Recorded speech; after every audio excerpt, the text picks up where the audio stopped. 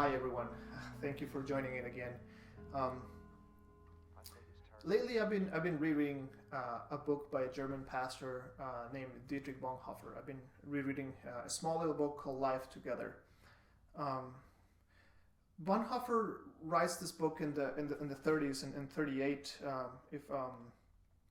if I am if I'm correct.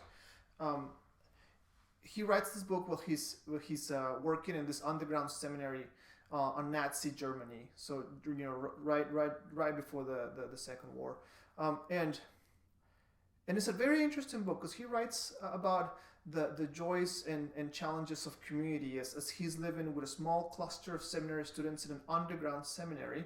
What's happened is the Nazi regime has outlawed the church that Bonhoeffer is part of. And Life Together has become one of those classics of books of Christian community. So there's that. And anyway, I've been reading that lately in this kind of time of isolation and social distancing, and why not? Um, and I think there's a lot of wisdom in Bonhoeffer's words as he lives with a small cluster of seminary students, and of course they're in this intense situation, and they're separated and isolated for the rest of the church. He writes this book as a meditation on what Christian community means, and I think that book has a lot to say to us today. And I wanted to share a few ideas that I think come from this book that are maybe important and maybe helpful for us as we navigate our reality. And the simple claim of the book is that the New Testament concept of deep unity, what the New Testament and church, what I will call the koinonia, is not only possible during a quarantine, but that the forced lockdown can enhance our spiritual growth if we listen carefully. So that's all that Bonhoeffer is kind of trying to tell us, is that although we're living in a highly unusual situation, this not only can it's not only possible to carry on the sense of community, but actually it's a time, a situation that could maybe enhance our spiritual growth if we listen. Um, so I wanted to share, I guess, three maybe insights that I've got from Bonhoeffer's book, and maybe at a later date we can talk about a few more, but today I want to just mention three. And the first one is that the scattered church can thrive because her unity is in Christ and through Christ. See, Bonhoeffer has carries this two ideas of what Christian community or what Christian church is. He wants is the gathered church, so the normal situation in which churches gather normally, and they have Sunday services and Bible studies and prayer meetings and small groups and all that. But we're kind of used to that, and that it's kind of can't happen anymore. And then the other reality is the scattered church. Is the church is scattered like seed all over without the possibility of gathering. And we've seen these two kind of stages of church all through history. So the first is that the scattered church, so the church that can't gather, can thrive because our unity is in Christ and through Christ. Now, I don't mean to minimize here the important and the necessity of encounter, of coming together, but just want to read a quote from Bonhoeffer's book.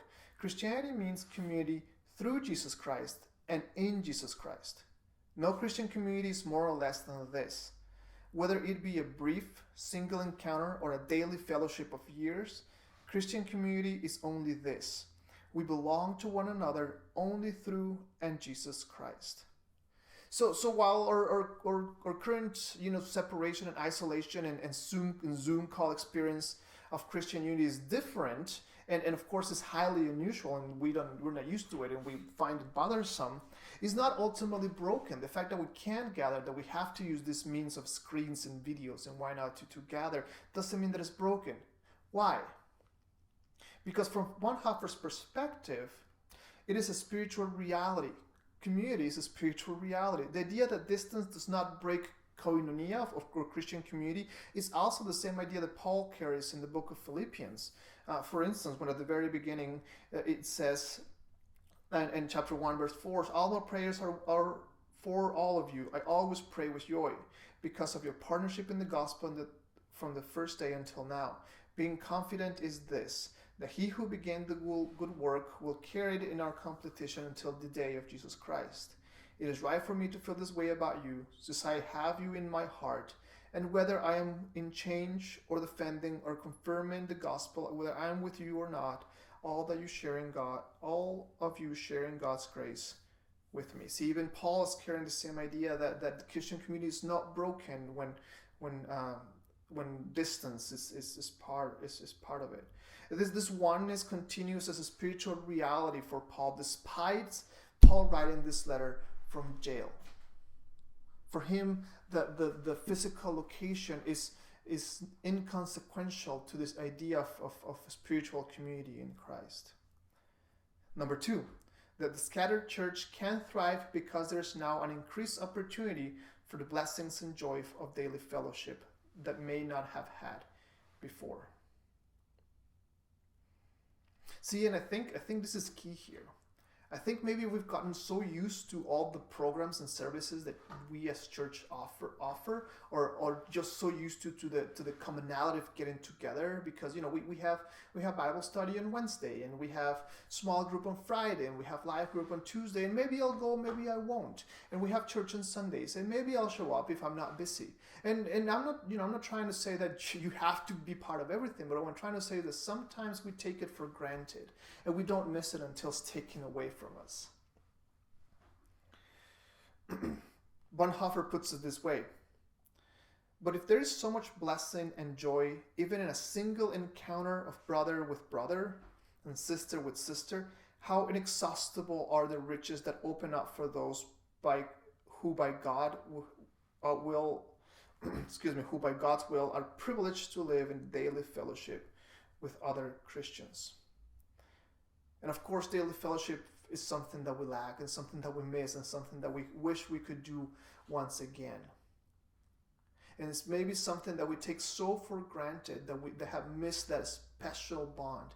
That as we come together, it's a special time, whether it's every day or once a week. So Bonhoeffer reminds us that coming together is a blessing and a joy. And now that we can't, of course, we start to miss it. And number 3, the lockdown, the isolation reminds us that part of the fundamental identity of God's people is being scattered people. And we see it all over the Bible. Abraham left his home. The Israelites wandered the desert. Peter writes his letter to the dispersed churches in Pontus and Galatia and Cappadocia and Asia and Bithynia. Again, Bonhoeffer makes this claim: according to God's will, Christendom is a scattered people, scattered like seed into all kingdoms of the earth. And this seems to be both a promise and somewhat of a trial, or more accurately, is a promise within a trial. I think Bonhoeffer reminds us that if the scattering is indeed part of God's will, one day we will be gathered visibly.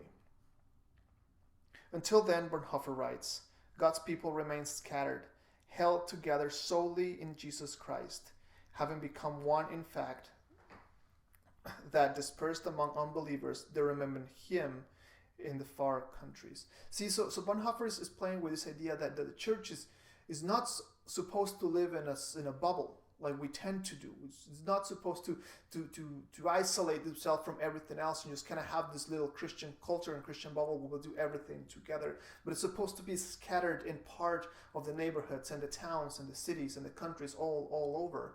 And now maybe as we find ourselves scattered without the possibility to gather in a location, maybe that's what Bonhoeffer reminds us today.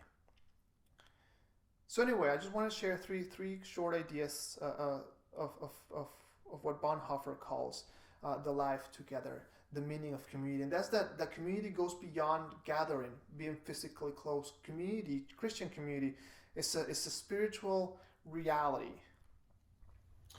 that through this lockdown we are reminded of the blessing that it is to be able to call each other brothers and sisters. And that even as we gather, let us not remember that we are to be scattered like seed so we can grow and we can bring this gospel to fruition wherever we are planted. I think it's terribly dangerous for an artist to fulfill other people's expectations. I think they're